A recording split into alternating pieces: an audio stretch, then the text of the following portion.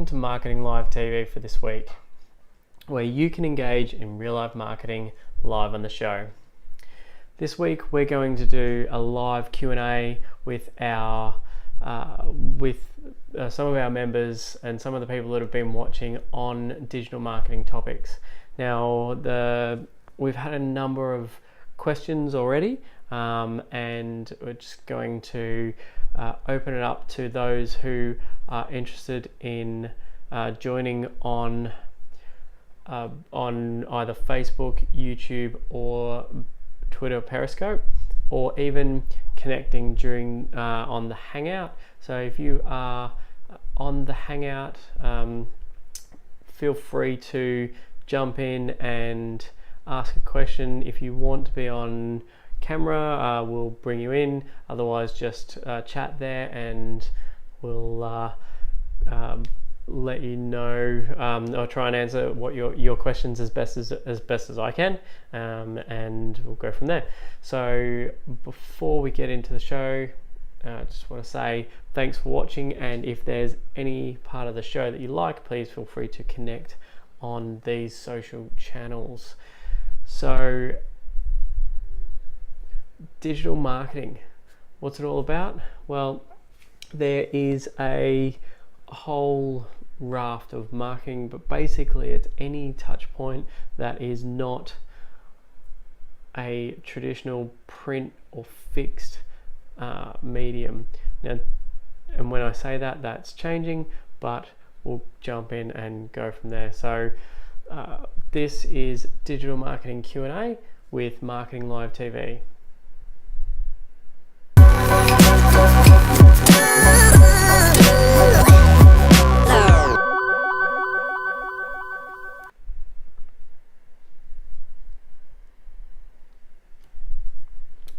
Alright, so thanks for watching this week, and if you are interested in if you are interested in digital marketing, if you're interested in featuring on Marketing Live TV, I just want to give a shout out to all those who have watched. We reached a really, what I think for a small little TV show, or a small little show, I should say, we've reached 2,000 minutes watched this week, which is great. It means that obviously I'm providing something of interest to someone. So really appreciate you guys watching, and if there's anything that I can do to promote your business, promote you, or help you to understand more about marketing, please feel free to shout out at info@marketinglive.tv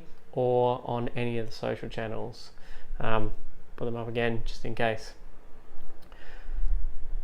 So we'll jump in just to get a bit of an understanding of how we're going. We've got a couple of people watching on Facebook, a couple that have jumped in on Periscope. So thanks guys for watching, and feel free to comment or chat below the video down here, and I will jump in and help answer any questions. So I'll just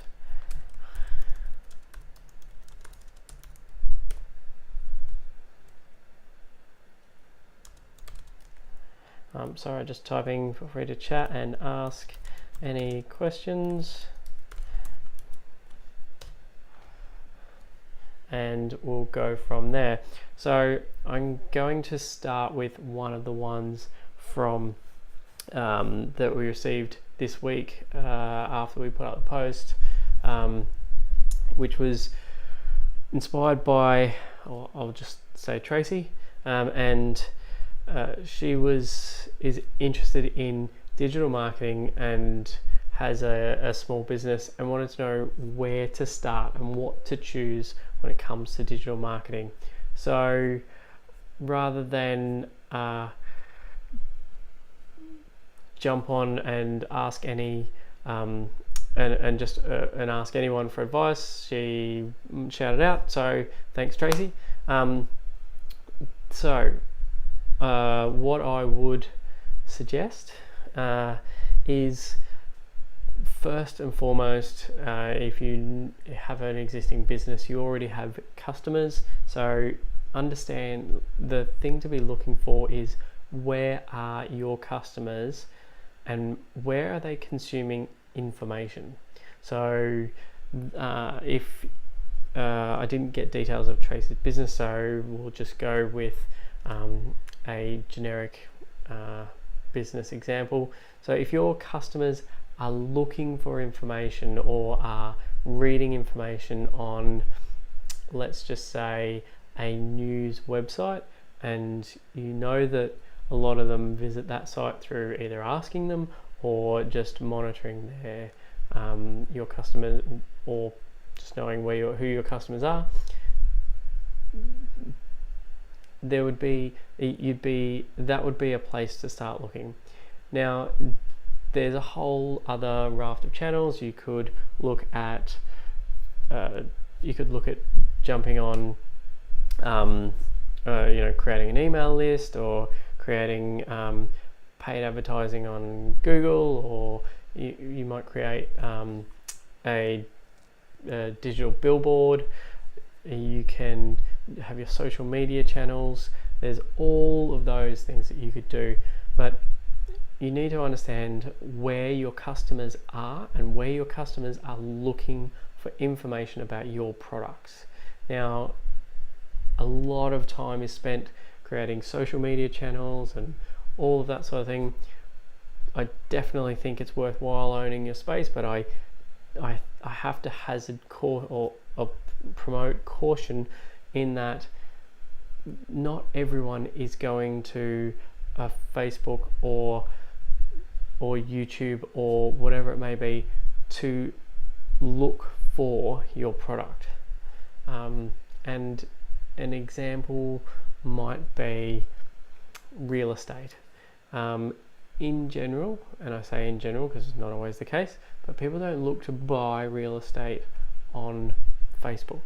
So selling a property on Facebook, while it may get some interest, the likelihood of you selling that property may be quite low. So my hint to Tracy would be to start by understanding your customers, and start by understanding where they're consuming information when they're looking for your product. And that's where I would go with that. So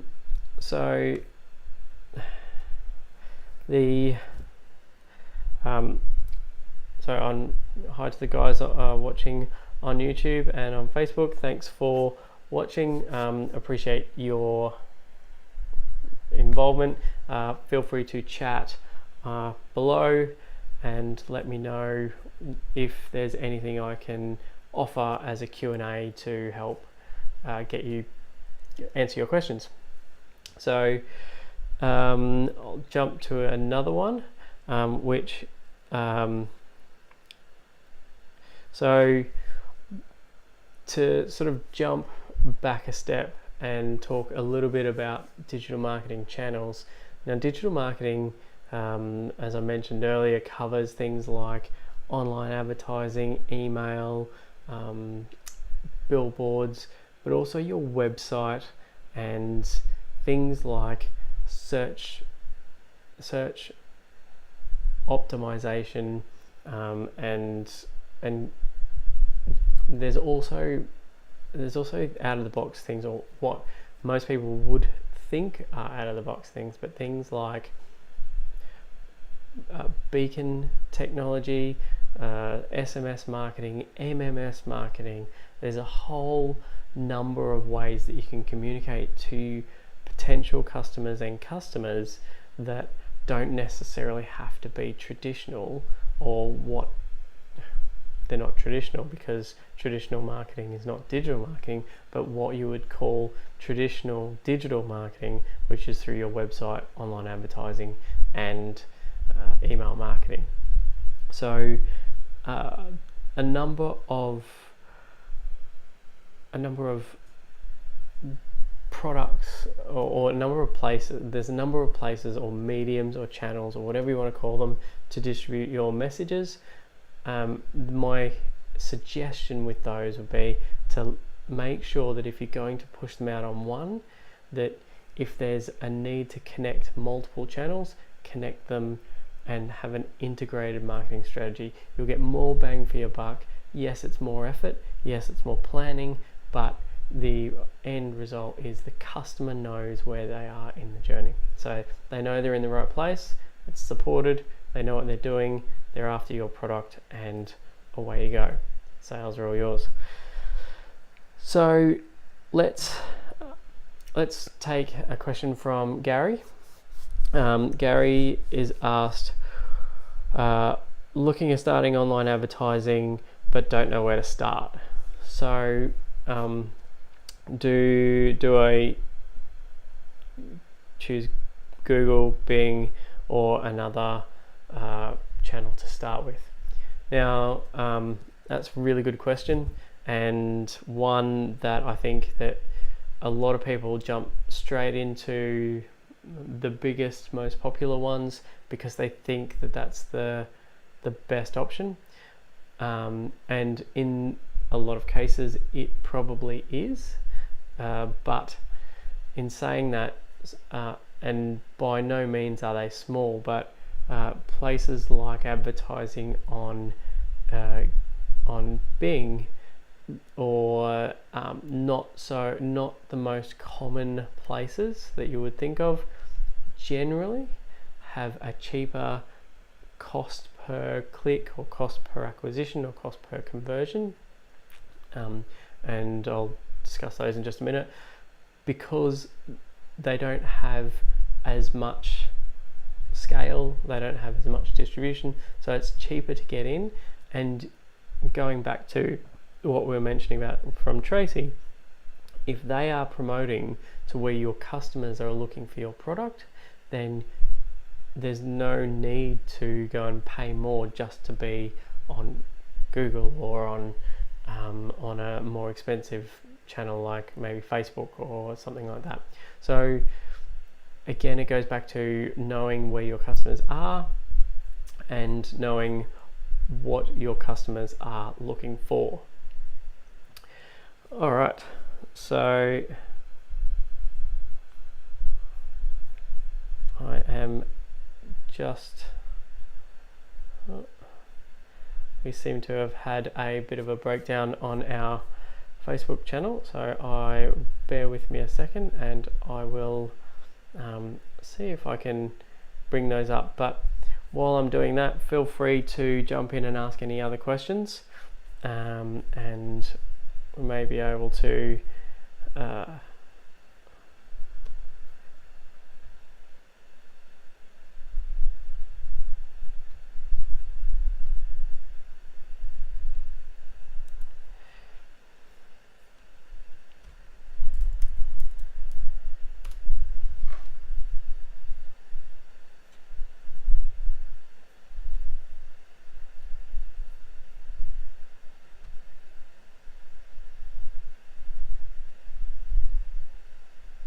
Alright, so if there is, jumping back to the Gary's question on online advertising. Now, so I mentioned that while Bing and some of the smaller distribution networks might be appropriate because of a cheaper cost per click. Now, or cost per conversion or cost per acquisition. Now, just to help you understand some of those questions for those that don't know, cost per click, there's a number of ways that you are going to pay for online advertising. Now, I should just mention, Gary, if you know this, apologies, and for those that don't, this is very basic and very quick overview. For those that do, again, I apologize, but there's a number of ways that you will pay for online advertising. And they are cost per placement, so you might pay to be in a place for a given period of time. So this usually will apply to billboards on a particular website, advertising space where it's locked for a particular month, or website takeovers where you buy the outside of a website. Now the second payment or charged method would be cost per impression. Now this is where you pay every time a person sees your ad. Now this is a not so much used in major channels anymore, but there's a number of channels that do more along the lines of media channels. So the fairfaxnews.com.au and Southern Cross Austereo pay per volume of impressions. Now this pros and cons is you pay a lower cost, but the volume needs to be there to cover it, and then it's up to you to convert that. So then moving a step closer to conversion, there is the cost per click method, where you'll pay only when an ad is clicked and someone visits your site or calls your business or whatever it may be. Now these this is a more cost per conversion type thing, but you still need to own the result after they've clicked. So they will basically, and it's one of the easiest ones to implement, and it's generally the first that you implement, and you pay per click, and then you get traffic and you get insights into who's interested in clicking through to your website or calling your business. Then from there, the next level up would be cost per conversion or cost per acquisition. Now this is where you set an amount that you will pay for a given action. So it might be per sale on your online store, it might be per 5-minute call to your business or whatever, but you might say that you'd be willing to pay, let's just say you're willing to pay $5 per click for a cost per click campaign. You might, after running that, realize that if you have a product that you make $20 margin on,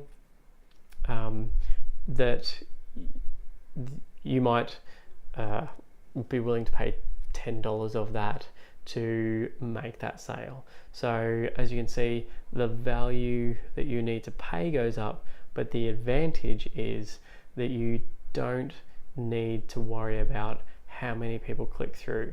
All you pay for is the conversion.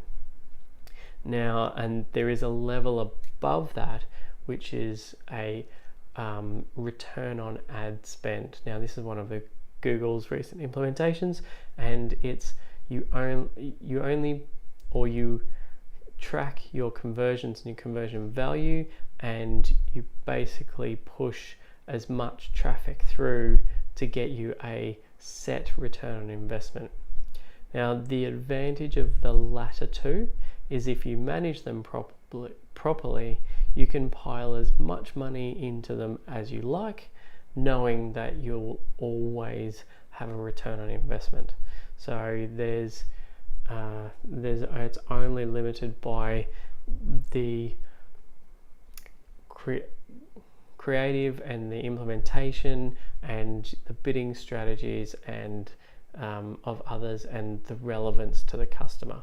Now, don't get me wrong, there's a whole heap of complexity that goes into these things, especially in terms of the high level artificial intelligence that goes into the bidding process and the ad serving. Ignore that.